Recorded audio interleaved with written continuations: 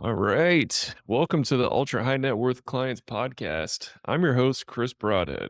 We started this podcast as a way to create a central resource of the best financial advisor practice growing tips shared by the most outstanding advisors in the industry, of which our guest today is definitely one.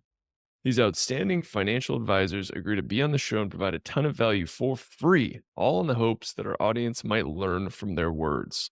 My father was a financial advisor, and advisors are the main clients we serve. So, my marketing agency's mission is to help every financial advisor grow their business in an effort to help the world become more financially secure. Today, we have the rare pleasure of talking with an incredible financial advisor, Trey Smith. Trey, can you introduce yourself and tell us a little bit about you? Chris, it's a pleasure to be speaking with you today and really appreciate this opportunity and you thinking of me. Um, I, again, I think I've been in business for about 25 years at this point in time. We manage roughly 1.1 billion, depending on the day of the week. And again, we really are a client centric, family focused group and team that focuses on the high net worth and ultra high net worth client basis. Mhm. Awesome. Awesome. So, how did you find yourself in this wild industry? I think like a lot of advisors, it found me as much as anything else. So I Mhm. always had an interest, have a family history that made me curious and did economics as an undergrad. But as an adult, a few years out of college, I actually had someone recruit me and I was basically giving advice for free. And they said, well, you don't have to do that for free. There's that you can make a living off of that instead of what you were doing. And I kind of agreed with them and they brought me to Nashville. And this is where I set up shop. Hmm. Nice. What was it about the opportunity that interested you? It was a couple of different things. It was an organization that really had a planning focus. And so I thought that the training they were going to provide for me was going to be incredibly strong. It also brought me closer to family. And so I had grown up in Illinois, had settled down in North Carolina where I met my wife, and it was time for us to get a little closer to family. And again, uh, my parents were retired about an hour north of here. And so we ended up moving. I always laugh that it's close enough to my parents that I can see them anytime, but far enough away that they have to call me before they show up. So it was made for a good distance, good location, a great opportunity with a firm I thought a lot of. Yeah. Well, it sounds like you have very good instincts for not only opportunities but locations that are going to become even better as time goes on.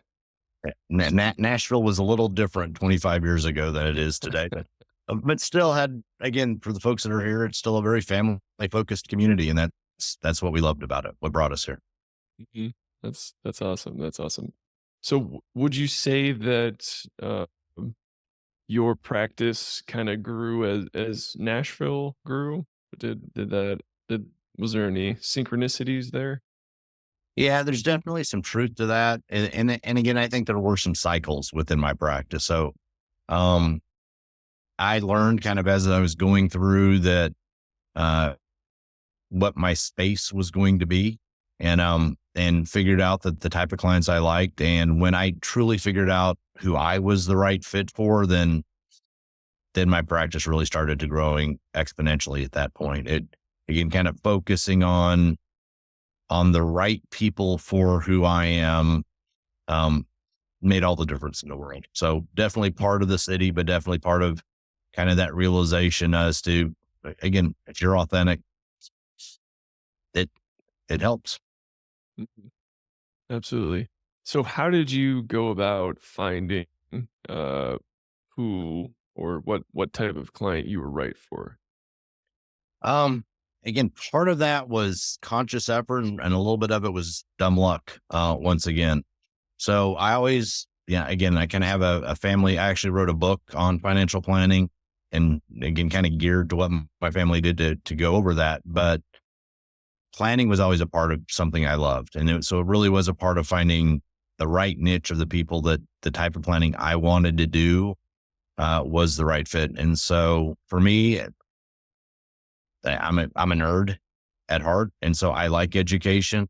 Continue to get education to this day, and so I I learned the skills or the knowledge base I needed to really serve that, again, the high net worth and ultra high net worth clientele. And again, I had some family history that uh, brought some interest in regards to that.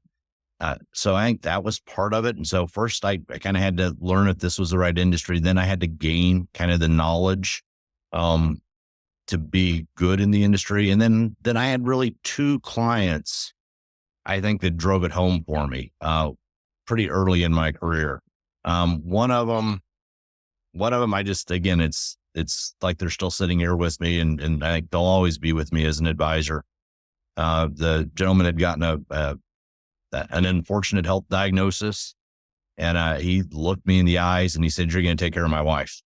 And the realization of the responsibility I held, it hit home, and it made me understand the importance of what we do in our industry when we do it right, and how much people actually count on you in that situation. And then I had another client, again, phenomenal individual.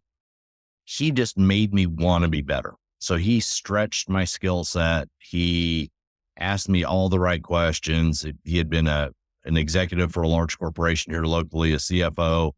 And I again, as a young man, I wanted to make him proud. And so the kind of those two folks came into my life um, relatively early on in my career, about 5 years in, I guess. And I realized, yeah, I can really help people, and I can help them in a way that I think some other folks aren't going to take the time or do the education to do it the way that I have some capabilities to do it.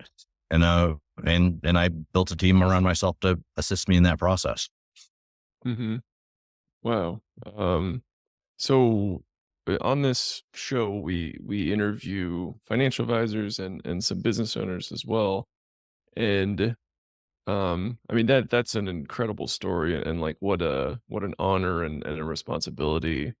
Someone sees the potential and the value of you enough to take care of the person that's most important to them. I, Again, Um, it struck home. You, you don't show up.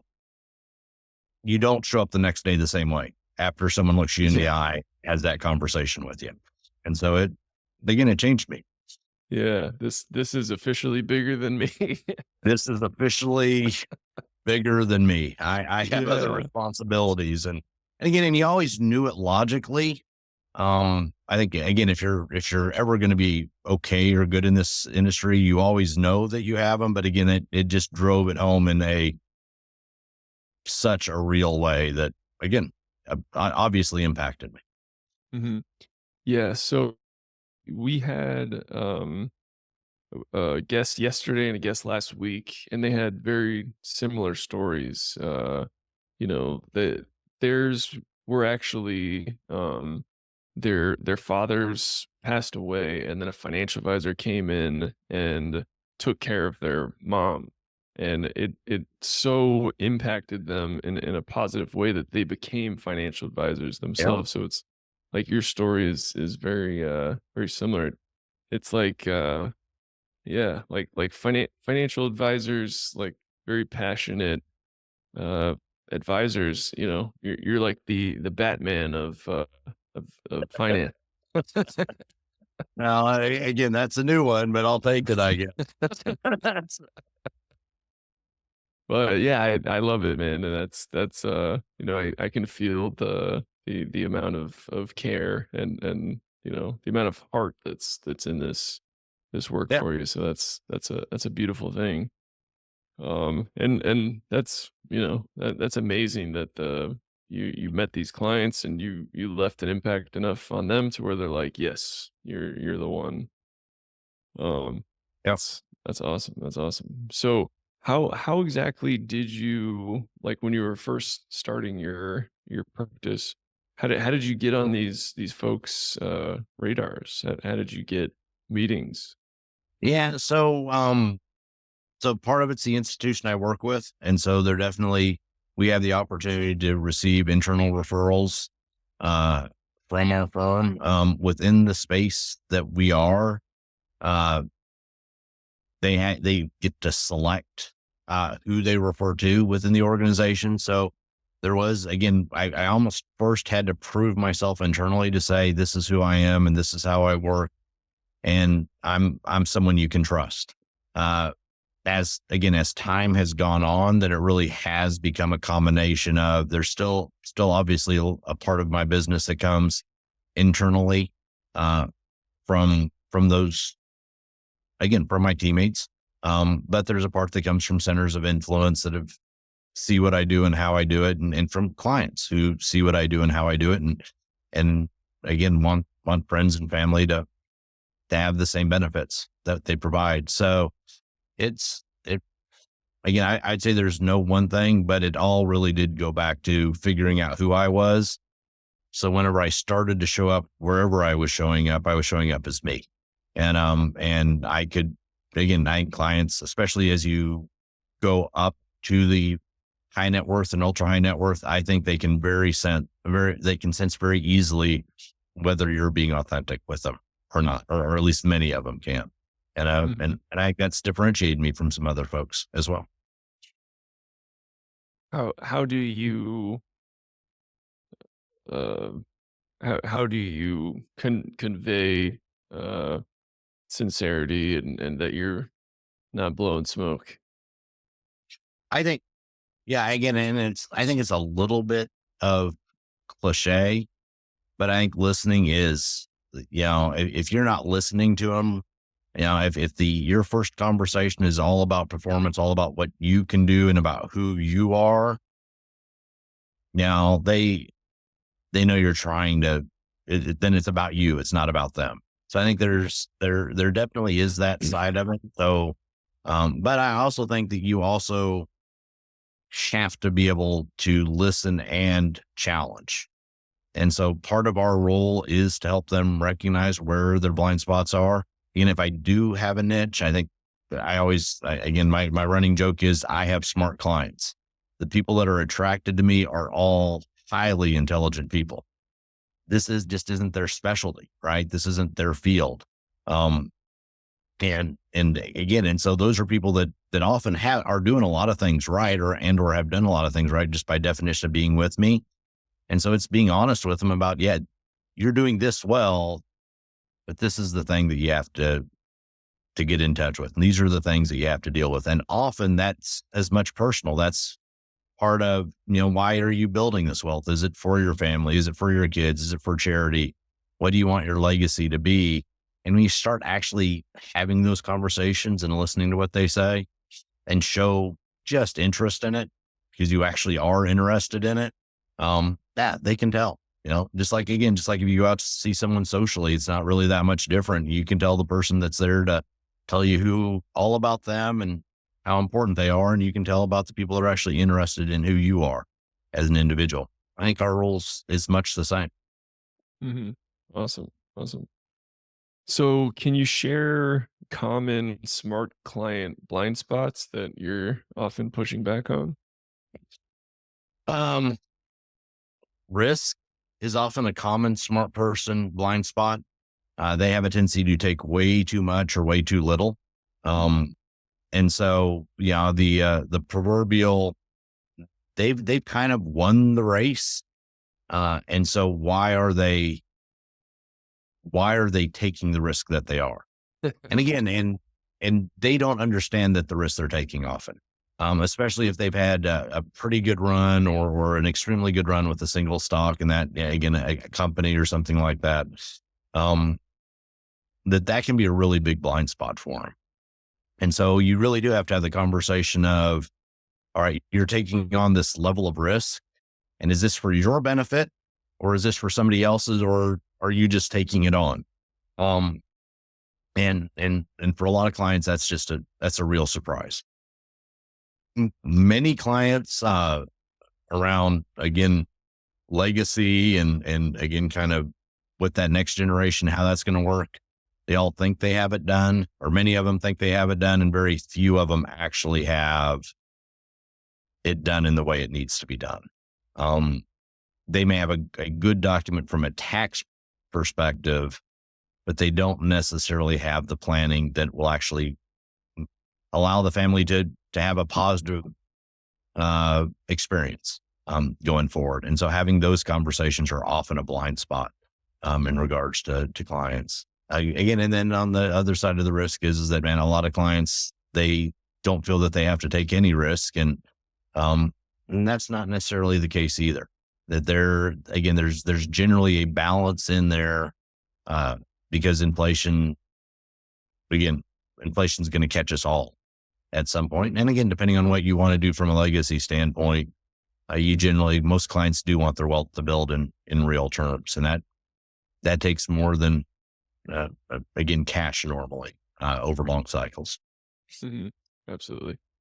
So, this show initially started with just financial advisors, and then I realized that actually talking to ultra high net worth clients, business owners, typically most high net worth, ultra high net worth are business owners. So we started interviewing business owners as well.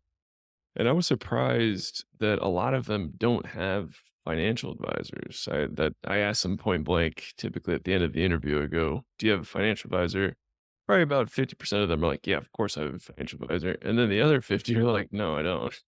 Like, and these are guys with like 50 million bucks or more. Um, I'm like, "Why?" One of them responded, he was like, "I would want my financial advisor to have as much money as I have." And I was like, "Okay." I was like, "Alright, it's a unique perspective." Have you met folks like that, and do you have any insights? Yeah, I mean, I think that there absolutely are folks like that, and I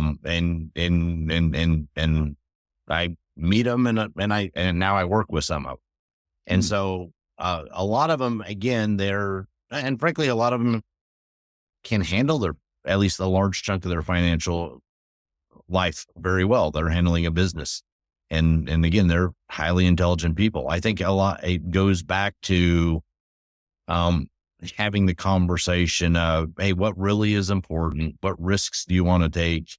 And often, whenever you talk to folks like that, it's helping them find what those blind spots are.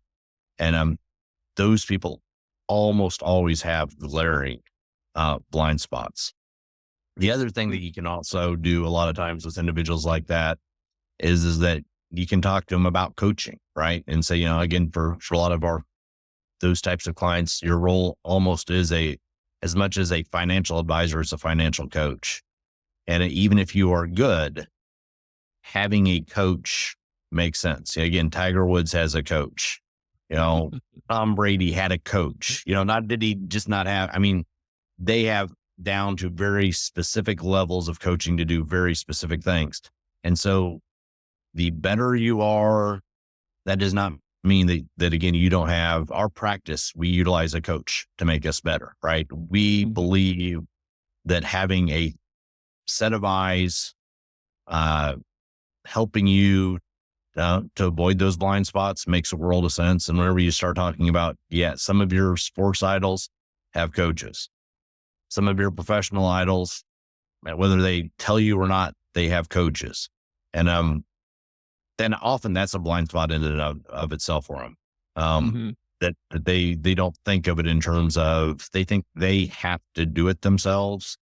Um, and then they start to realize, no, now that the real smart people have coaches, have people that manage and mhm, assist them to do their mhm. things, just like they're not running their entire business themselves at that stage. And you start putting it in those terms, and they start nodding their head and going, yeah, okay, this may be something I really enjoy and I don't want to be involved, but having someone that's going to coach me through some of this to make sure I'm not missing something obvious or that I can't find asset classes that I wasn't aware of or didn't have access to or a better understanding of what is available. Most of them, again, if you go at it from listening to what they say and again, providing education, they'll normally respond pretty well to it. Mhm. Again, some folks you'll never, again, that's who they are and that's who they'll always be. But most folks that have a successful business are smart and depend on other people to run their business. This is just another aspect of their business in real Mhm. terms. Yes. Wow. If I was that business owner, I would have scheduled more time to talk to you, my friend. And I appreciate that. Uh, so, well, I'll tell Someday, you, someday. yeah, someday again, you have an up and coming business. So I look Yeah. forward to that conversation. Awesome, awesome. So, um, how are most of the high net worth and ultra high net worth clients you work with and coach, are they predominantly business owners? You know, we we have we actually have three fairly um distinct groups. So we do have a very much an executive component where uh, we have a business owner component, and then we kind of have a hybrid where we have some high net worth and ultra high net worth doctors, and many of those were practice owners or heavily involved within the practices and with private equity roll ups, or were involved in real estate around the practices, and so again they kind of fill in a strange gap between being a business owner and being a practitioner within a Mm, business. mhm, But almost all of them had liquidity events at some stage related to something related to the medical practice. Um, for again, kind of the folks that are on the higher end of those spectrums, or in line for that to happen at some point in the not too distant future. uh, and are there specific industries you focus on? It being in Nashville, it lends to healthcare. Most people think of us as a music community, but we're actually more a healthcare and education community. And so a lot of the businesses that we have locally are are either healthcare or again or healthcare related. We also have a large educational. So again, I have kind of again that uh, professor, doctor. So a lot of it is on the medical side. And again, some of them are professors that have had, uh, again, they've sold a medical device. They've yeah, done things like that, that again, kind of in that quasi, not quite an entrepreneur in a lot of ways, but really the way that they generated their assets is because they had some entrepreneurial bent, or again, just were in the right place, right time, and that ended up with something that was marketable or useful.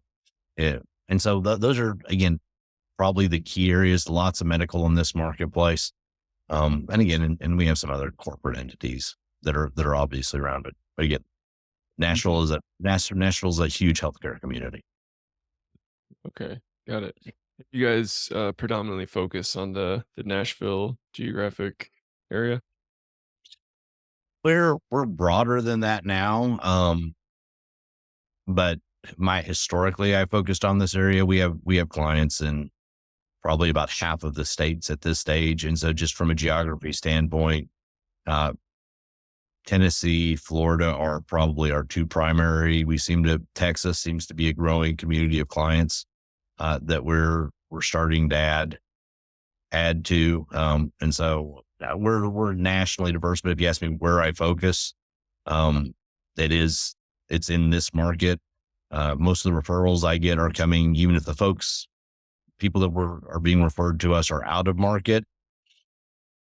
Where the referrals are coming from, they're coming from a center of influence, a current client that's in market, and that's easier to do in my mind. Again, we've always been very much we want to meet the person, we want to get to know you, and pre-COVID, that had always meant face to face.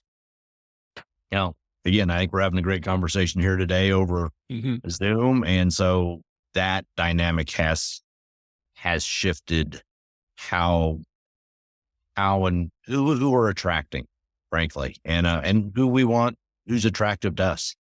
as clients. Like I said, I never really want clients that myself or my team really can't get to know. We want to be engaged with our clients. Mhm. We think we help them. The better we know them, the more we can help them. And so the better that relationship is, then the more we know about them. And then again, and this now really is a viable way to do it. So that definitely is. We've gone more national as technology's improved. Yeah, absolutely. That was one of the good things that came out of COVID is it seemed to fast track this like, oh my gosh, like we can just have an amazing conversation and connection through this computer screen. And and again, I partially the technology improved, and partially we were all forced to get used to it. And Mhm. so the two came together at the right time. So Yeah, yeah, absolutely. So, as far as getting on the radar of these medical focused high net worth, ultra high net worth, how are you accomplishing that? It sounds like a lot of referrals, but anything else specific? yeah, I do fairly limited marketing. Mhm.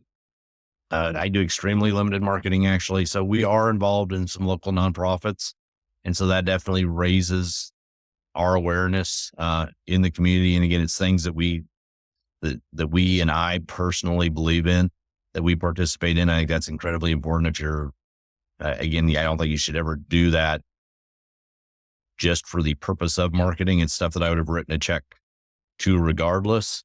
It just happens that writing a check at least lets me be a little bit more known in the community.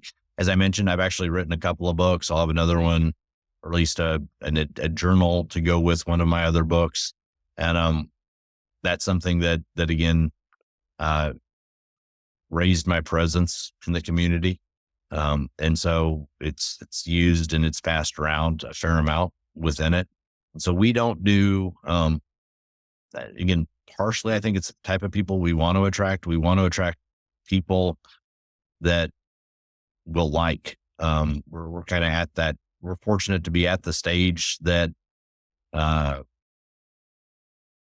that we like our clients, and I obviously hope they like us.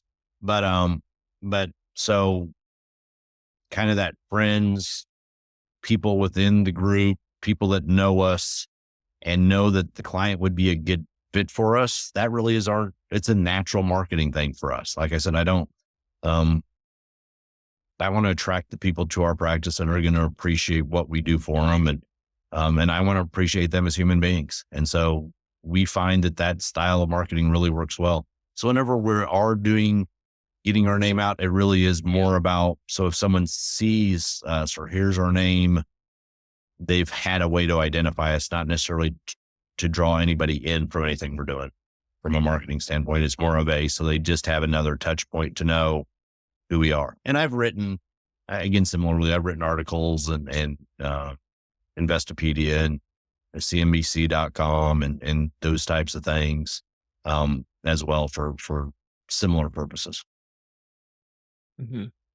Okay, awesome. And were you always an I IAR fiduciary? Yeah. Was So that from the get go? yeah. So I'm with the investment service side. So I'm on the brokerage platform within Truist. And so we have the opportunity with clients to be either on a pure fiduciary side or do utilize Reg BI on a best interest side. And so depending on the client, we do both, or we do again. We have very few clients actually at this stage that are truly just Reg BI. Um, it's I think there's a natural bent. I think again from a revenue standpoint, north of 90% of our revenue is fiduciary revenue. It's Mhm. fee-based revenue. But I've always believed that, you know, most products are tools and some of them may have very specific use cases. So you don't need or shouldn't use them very often, but they exist for a certain niche. And that's not, there's some products I think just are not good.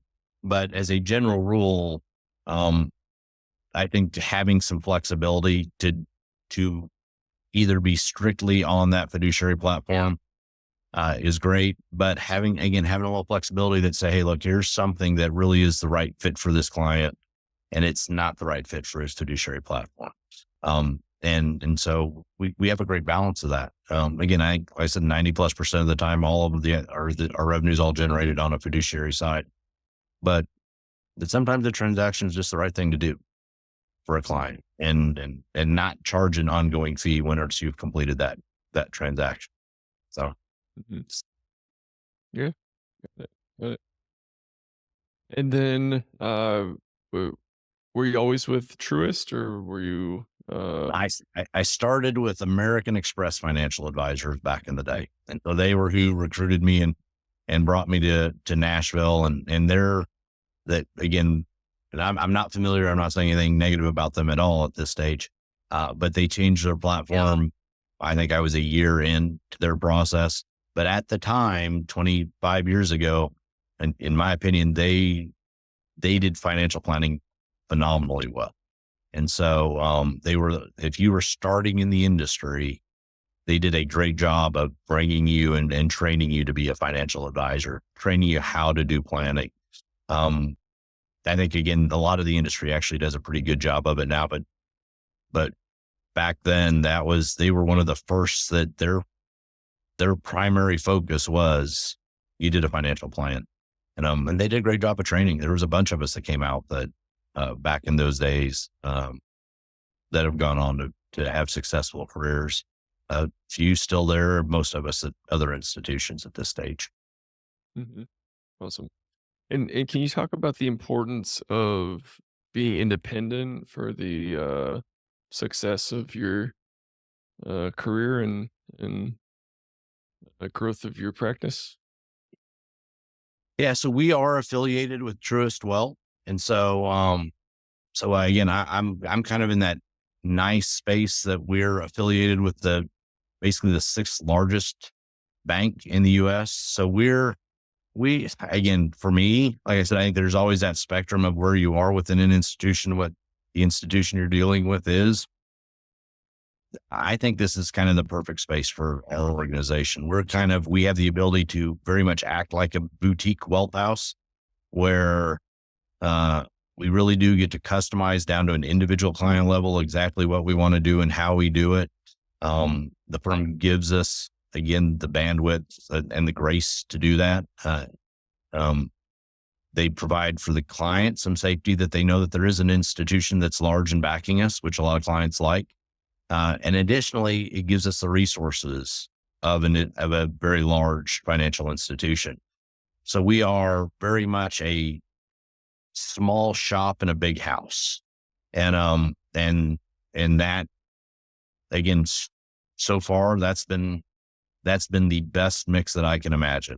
Um, so I like again that we are associated with the institution, that we're not fully independent while being in an institution that allows us a great deal of independence. Like Mhm. it's a perfect fit for us. Yeah. Awesome. And I say that because, you know, every guest we have on this show is basically not from a big wirehouse. I know Truist is huge, but it sounds like they're a bit more flexible. No, we very much do not follow the wirehouse philosophy. And that is yes, the and again in that I think that is the beauty of the organization that we're in is that allows us not to follow the wirehouse philosophy. So Mhm. we really feel like that individual independent shop. But but the benefit of being at a wirehouse is they have a breadth of services that are available to them that a lot of those independent shops don't have.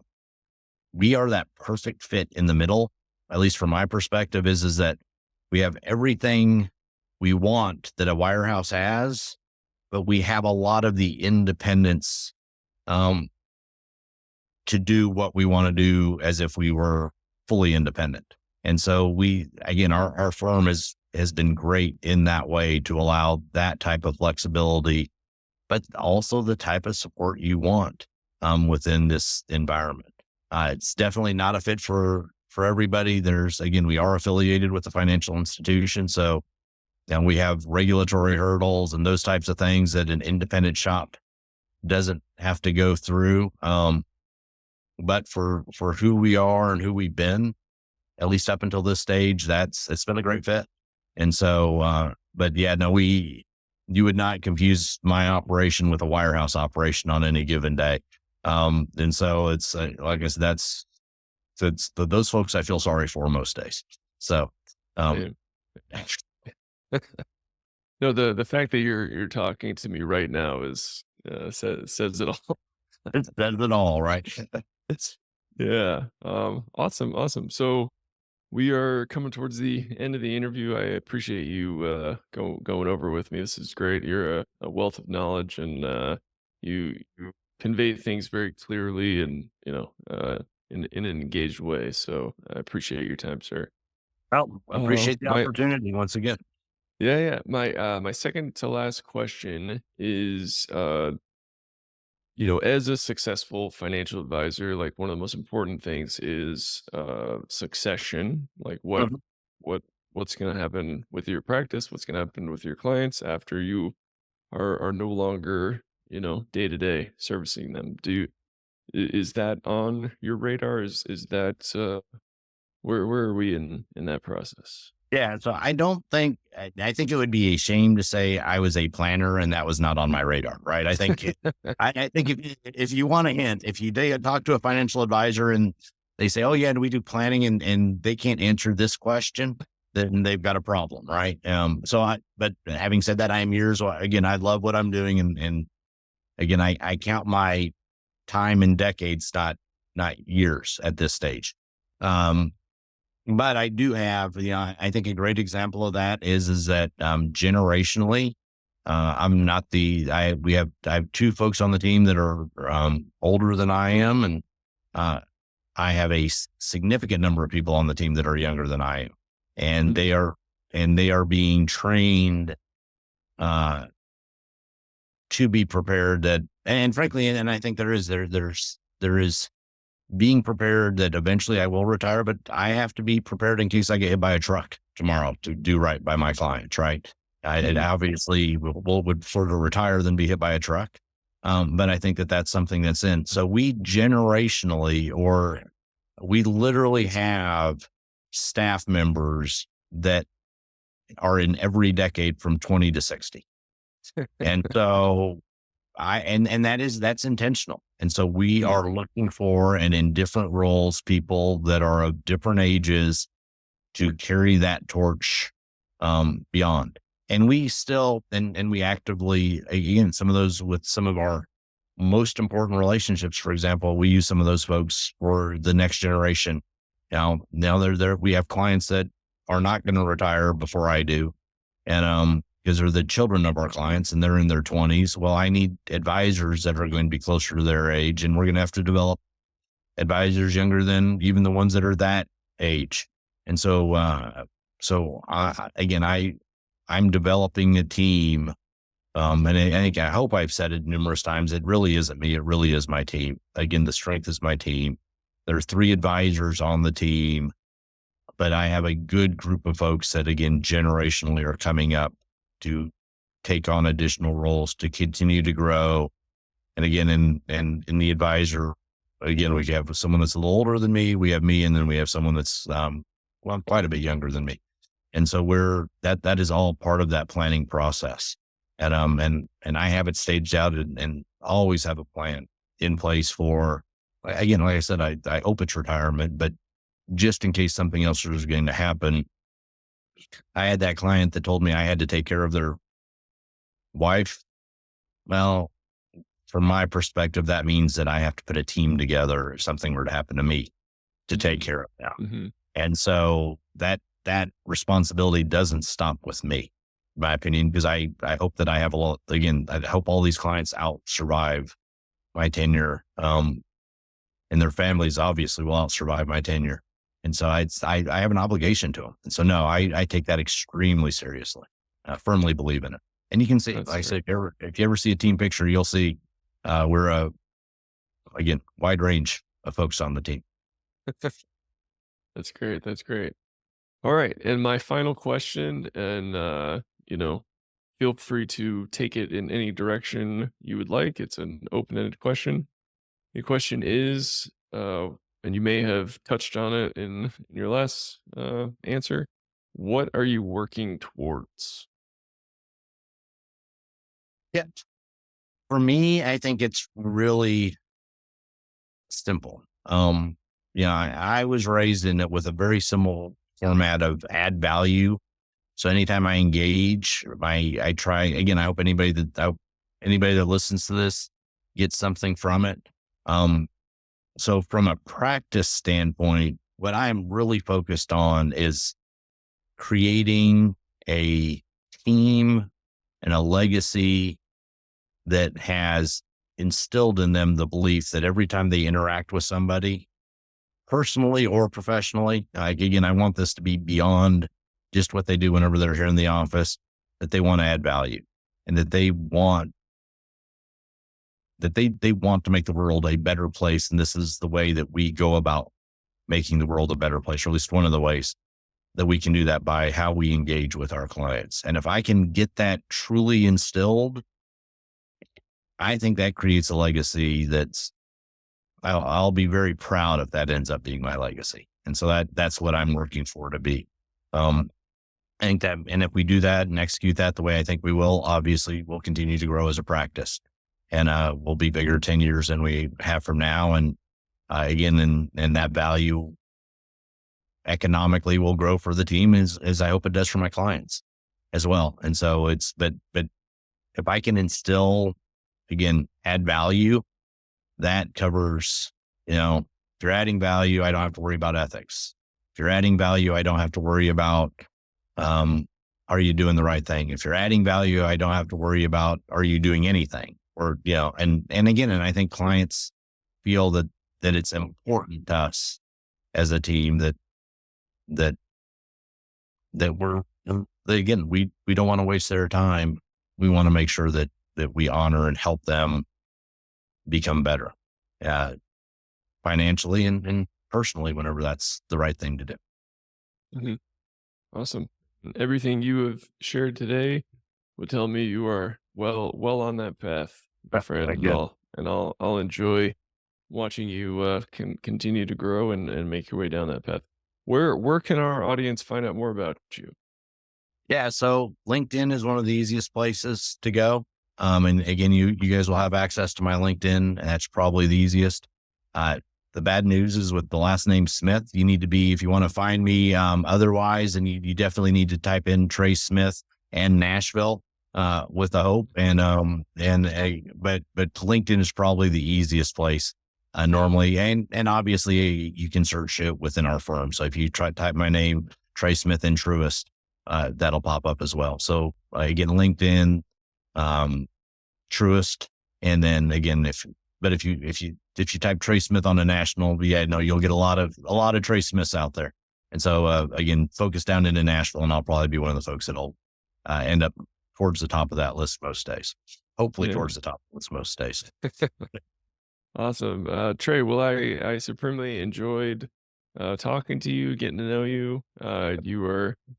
You are living up to what that client knew you were capable of when he trusted you with the safety and well-being of his most important person in his life. So Yeah, I I appreciate that. I am honored to have met you, honored to know you, and very excited for the world to hear this interview.